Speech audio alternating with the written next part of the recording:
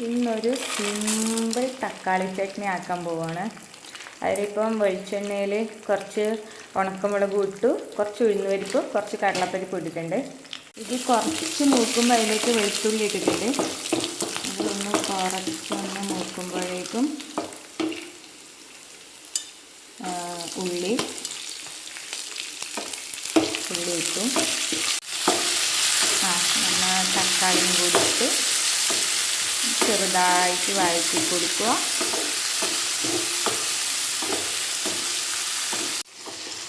ഒരു കുഞ്ഞ് കഷ്ണം പുളി ഇട്ടിട്ടുണ്ട് കേട്ടോ, ചെറിയ കഷ്ണം മതി. തക്കാളി കുറച്ച് പുളി ഉണ്ടാവുമല്ലോ, പക്ഷെ ഒരു കുഞ്ഞ് കഷ്ണം പുളി ഇട്ട് കഴിഞ്ഞാൽ അത് വേറൊരു ടേസ്റ്റാണ്.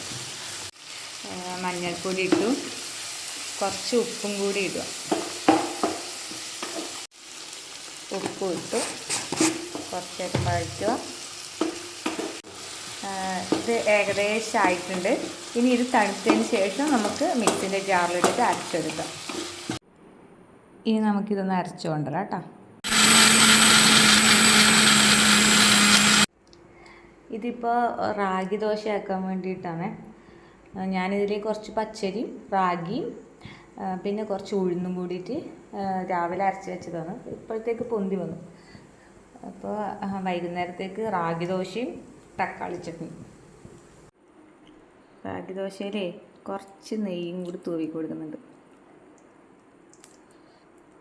അപ്പോൾ നല്ല ടേസ്റ്റ് ആയിരിക്കും. ഇതിങ്ങനെ മൊരിച്ചെടുക്കുക, എന്നിട്ട് തക്കാളി ചട്നിയും കൂട്ടിയിട്ട് കഴിക്കുക. സൂപ്പർ. പൊന്നൂട്ട എങ്ങനെയുണ്ട്? സൂപ്പറാ. അച്ഛനോട് പറയുന്നുണ്ടാ?